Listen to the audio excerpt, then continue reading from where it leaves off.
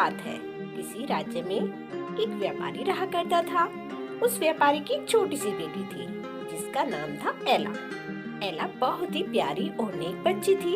उसके पिता उससे बहुत प्यार करते थे और उसकी सारी जरूरतें पूरी करते थे। लेकिन एला की जिंदगी में एक चीज की कमी थी।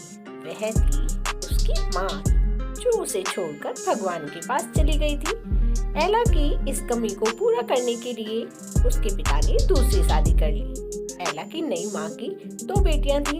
वह बहुत खुश थी कि माँ के साथ उसे बहनें भी मिल गई हैं। दोनों बहनें बहुत घमंडी थी, लेकिन एला उनसे प्यार करती थी और अपनी नई माँ को भी बहुत चाहती थी। एला की खुशियाँ ज्यादा देर टिक नहीं पाई।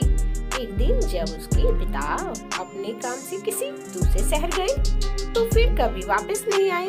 एला पर मानो मुश्किलों का पहाड़ टूट गया हो।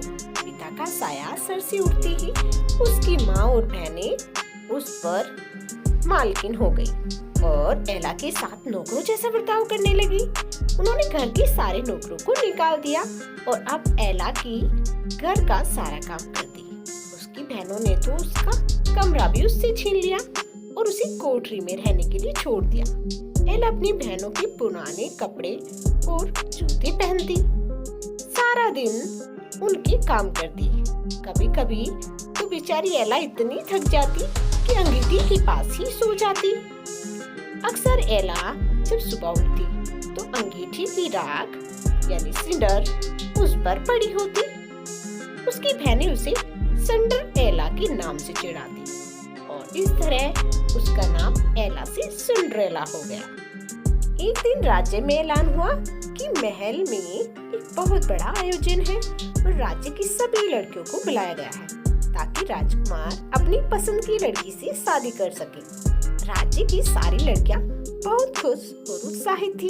सिंड्रेला और उसकी बहनें भी अपनी किस्मत आजमाने को बेचैन थी। लेकिन फिर सिंड्रेला की ये खुशी ज्यादा देर न टिकी, क्योंकि उसकी सौतेली मासूम माँ को उसकी खुशी रास नहीं आई थी और उसने सिंड्रेला को महल में जाने से मना कर दिया।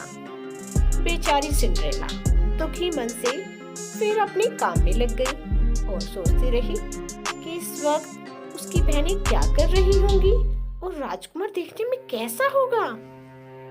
सिंड्रेला जब इन ख्यालों में खोई हुई थी तभी वहाँ एक जादूगरनी आई। उसने सिंड्रेला को दुखी देखा तो उसकी मदद करनी चाहिए। सिंड्रेला ने सारी बात जादूगरनी को बताई।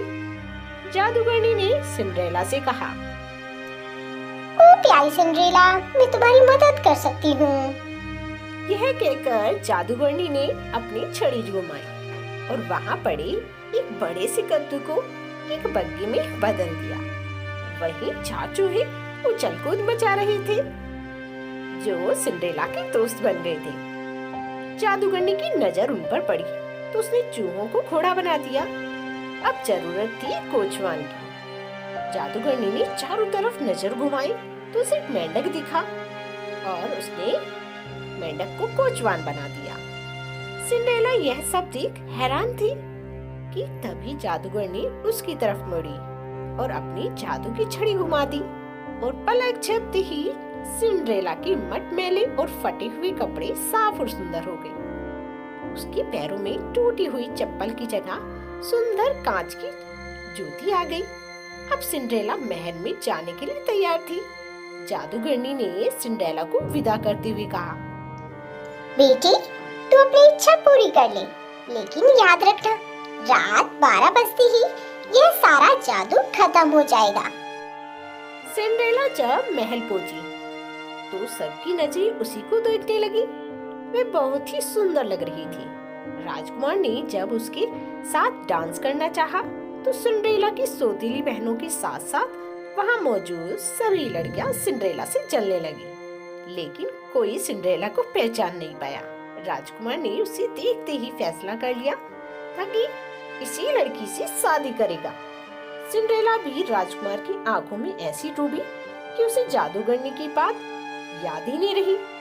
देखते ही देखते 12 बज गए। घंटी बजते ही सिंड्रेला को याद आया कि 12 बजे जादू खत्म हो जाता है। हाय, कैसे करूं? तुरंत वहां से चली जाती है। सिंड्रेला बिना राजकुमार से कुछ कहे वहां से भाग निकली। वह नहीं चाहती थी कि राजकुमार उसे उसके पुराने गंदे कपड़ों में देखे और उससे नफरत करे। भागते वक्त सिंड्रेला की कांच की एक जूती महल में ही छूट गई, जो राजकुमार ने उठा ली। राजकुमार ने उससे कोशिश की सिंड्रेला को ढूंढने की, वह उसे कहीं नहीं मिली। सबने राजकुमार से उसे भूल जाने को कहा, लेकिन राजकुमार सिंड्रेला को भूल नहीं पा रहा था। आखिरकार सारे राज्य में ऐलान हुआ कि जिस लड़की के पैरों में वह जूती आएगी, राजकुमार उसी से शादी करेंगे। राज्य में तो जैसे तूफान आ गया था। हर लड़की राजकुमार से शादी करना चाहती थी। सभी लड़कियां अपने आप को उस कांच की जूती की मालकिन बताने लगी। लड़कियों के घर जा जाकर उन्हें जूती पहनाएगी, लेकिन उनमें से किसी को भी वह पूरी नहीं आई। आखिर में सिंड्रेला की बहनों की बारी आई। दोनों ने हर कोशिश की जूती पहनने की, लेकिन कोई फायदा नहीं हुआ। अब सबकी नजर सिंड्रेला पर आ रुकी। सिंड्रेला ने जब उसे पहना तो वे जूती उसके पैरों में आ गई, जैसे वो जूतियां सिर्फ सिंड्रेला के लिए ही बनी हो।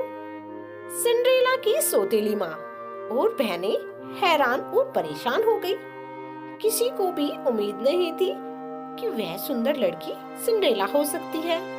राजकुमार ने जब सिंड्रेला से शादी करने के लिए पूछा तो सिंड्रेला ने खुशी खुशी हाँ बोल दिया। अगले ही दिन बड़ी धूमधाम के साथ सिंड्रेला की शादी राजकुमार से हो गई। राजकुमार और सिंड्रेला एक दूसरे के साथ बहुत खुश थे और एक दूसरे को बहुत चाहते थे।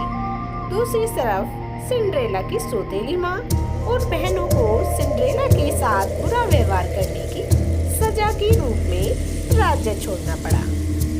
तो मेरी प्यारी दोस्तों, आपको ये सिंड्रेला की कहानी कैसी लगी?